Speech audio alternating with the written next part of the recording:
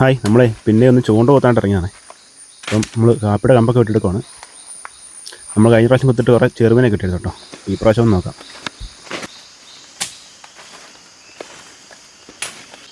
ഇതങ്ങനെ നമ്മൾ കമ്പെല്ലാം വെട്ടിയെടുത്തിട്ടുണ്ടേ. ഒരു 10-40 കമ്പുണ്ട് കേട്ടോ. കഴിഞ്ഞ പ്രാവശ്യം നമ്മളൊരു 10-12 ചൂണ്ടയെ കൊത്തില്ലായിരുന്നു. അതിന് 2-3 ചേറുണ്ടായിരുന്നേ. ഈ പ്രാവശ്യം നമുക്ക് കുറച്ച് കൂടുതൽ ചൂണ്ട കൊത്തി നോക്കാം. നമ്മൾ ഡാമിലേക്ക് എത്തിയിട്ടുണ്ടേ. നമ്മളിവിടുത്തെ കുറുക്കുമുണ്ട് കേട്ടോ.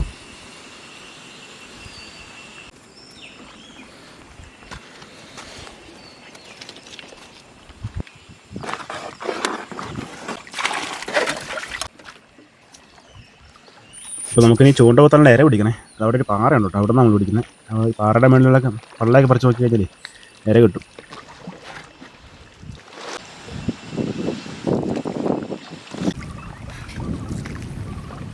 ഇതുകൊണ്ടോ ഒറ്റ വരെ നിൽക്കുന്നുണ്ടോ, അവിടെ പോകണം നമുക്ക് ഇര പിടിക്കാനായിട്ട്. കയറി പോകാനായിട്ട് കുറച്ച് പാടാണ്.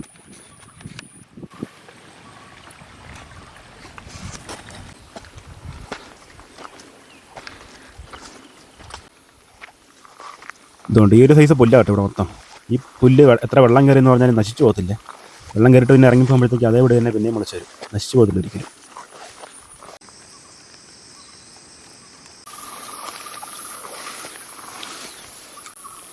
ഇതുകൊണ്ട് ഒരു സൈസ് ചുണ്ടയ്ക്ക നിൽക്കുന്നുണ്ടോ. ഇതിൻ്റെ പേരെന്താണെന്ന് അറിയത്തില്ല കേട്ടോ. ഈ കാട്ടിലേക്ക് ഒരുപാടുണ്ട്.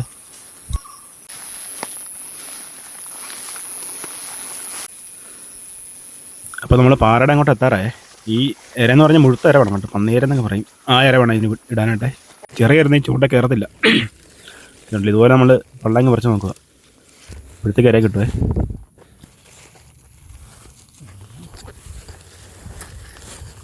ഇതുകൊണ്ട് ഇര നല്ല മുഴുത്ത ഇരയാണേ. ഇതുപോലത്തെ ഇര വേണം. ഇവിടെ എല്ലാം കുറേ ഇര ഉണ്ട്.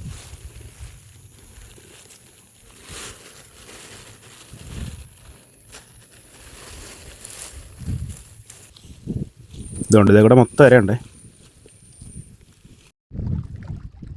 അപ്പോൾ നമ്മൾ ഇരയൊക്കെ പിടിച്ചിട്ട് തിരിച്ച് പോന്നേ. ഇനി നമുക്ക് ചൂണ്ട കുത്തി തുടങ്ങാം. നമുക്ക് ആദ്യം ഇവിടെ ഇറങ്ങാൻ കുത്താം. ഇതുകൊണ്ട് ഒരു കുറ്റിയുണ്ട്. ഈ കുറ്റിയുടെയൊക്കെ ഇടയ്ക്ക് ചെറിയ വന്ന് നിൽക്കുന്നതാണ്. അതുപോലെ ഈ ചെറിയ മീനുകളൊക്കെ തിന്നാനായിട്ടേ ഇങ്ങോട്ടൊക്കെ കയറി വരുന്നതാണ്. നമ്മൾ സൈഡിലാണ് കുത്തുന്നത്, ഒരുപാട് ആഴത്തിലേക്ക് കുത്തേണ്ട കാര്യമില്ല. അതുകൊണ്ടല്ലേ ഇതുപോലെ കിട്ടി സൈഡിലേക്ക് ഇട്ടാൽ മതി. ഉണ്ടല്ലേ, വെള്ളത്തിനും ഒരുപാട് താഴണ്ട. അപ്പോൾ ഇങ്ങനെയാണ് ചൂണ്ട കൊത്തുന്നത് കേട്ടോ. പിന്നെ ഈ കമ്പ് നല്ലതായിട്ട് ഉറപ്പിക്കണേ, അല്ലെങ്കിൽ വലിയ മീനൊക്കെ പിടിച്ചു കഴിഞ്ഞാൽ പറിച്ചോണ്ട് പോകും. നല്ല 2-3-4 കിലുള്ള ചേറൊക്കെ പിടിക്കുക. അപ്പോൾ നമ്മൾ ചൂണ്ട എല്ലാം കുത്തി തീർന്നേ. അതെല്ലാം ഒന്നും വീഡിയോ എടുക്കാണ്ട് പറ്റിയില്ല. വീഡിയോ എടുക്കാനും പിന്നെ ചൂണ്ട കൊത്താനും എല്ലാം പാടാം കേട്ടോ. അപ്പോൾ നമ്മൾ ചൂണ്ട കൊത്തിട്ട് വീട്ടിലേക്ക് പോകണേ. നമുക്ക് രാവിലെ ഒന്ന് നോക്കണം. ഇതോട്ടെ ഈ സൈഡുകളെല്ലാം നമ്മൾ ചൂണ്ട കൊത്തി വെച്ചിട്ടുണ്ടേ. അതുകൊണ്ട് ഈ ഒരു അകലത്തിലാണ് കേട്ടോ കൊത്തുന്നത്. ഏകദേശം ഒരു 10-25 മീറ്റർ അകലത്തിൽ നമ്മൾ ചൂണ്ട കുത്തുക. 20-25 മീറ്റർ അകലം മതിയേ. നേരത്തെ അങ്ങ് കുത്തുമായിരുന്നു.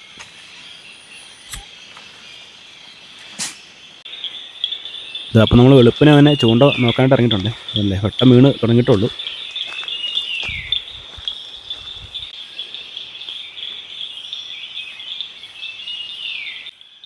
രാവിലെ ആയതുകൊണ്ട് കുറേ കിളികളുടെയൊക്കെ സൗണ്ട് കേൾക്കാൻ പറ്റും കേട്ടോ.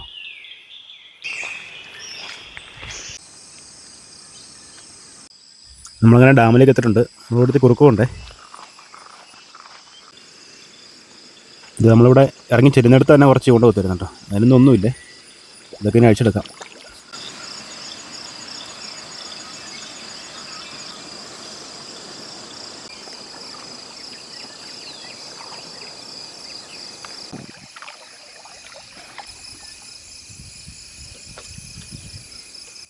നമുക്ക് ഇതുവരെ മീനൊന്നും കിട്ടിയിട്ടില്ലേ.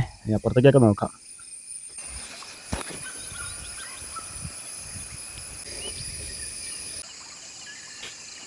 ചൊട്ടാവളയോ? അതായത് ചൂണ്ടയ്ക്ക് ഒരു ചൊട്ടാവള കിടപ്പുണ്ടേ. ഇതൊരു മുഴുത്ത വള കേട്ടോ. നമ്മൾ കയറുവിനെ പ്രതീക്ഷിച്ചാണ് കുത്തിയത്, പക്ഷേ കയറുവ് ചൊട്ടാവളയാണ്. നമ്മൾ ചൂണ്ട ഏകദേശം നോക്കി തീരാറായി കേട്ടോ. ഇതുവരെ മീനൊന്നും കിട്ടിയില്ല നമുക്ക് കാര്യമായിട്ട്. ഒരു മീനാണ് കിട്ടിയത് കേട്ടോ. അതങ്ങനെയൊക്കെ നമ്മൾ ഓറക്കപ്പുറത്തൊക്കെ ആയിരിക്കും മീൻ കിട്ടുന്നത്. അതല്ലേ ഒരു ചേറ് കിടപ്പുണ്ടേ, ചെറിയ ചത്തുപോയി.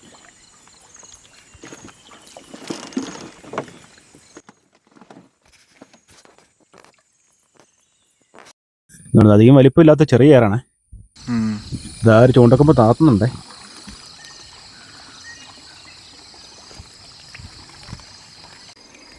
നമ്മൾ മീനാന്ന് ഓർത്ത് ചെന്ന് നോക്കിയത് കേട്ടോ. അത് ഭയങ്കര ആമയായിരുന്നേ.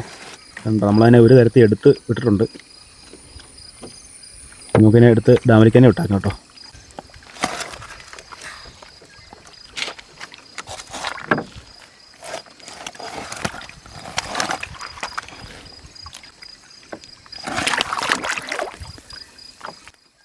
അത് പോയി കേട്ടോ. ഇഷ്ടംപോലെ ആമയുണ്ടേ. മീനേക്കാളും കൂടുതൽ എനിക്കൊന്ന് ആമയാണ് തോന്നുന്നത്. അപ്പോൾ മീൻപിടുത്തം എന്ന് പറഞ്ഞാൽ ഇങ്ങനെ കേട്ടോ, ചിലപ്പോൾ ഒന്നും കിട്ടത്തില്ല, ചിലപ്പോൾ ഒരുപാട് കിട്ടും. നമ്മൾ അത്രയും ചൂണ്ട കുത്തിട്ട് നമുക്ക് കിട്ടുകയുണ്ട് ഈ 2 മീനുകളാണ്.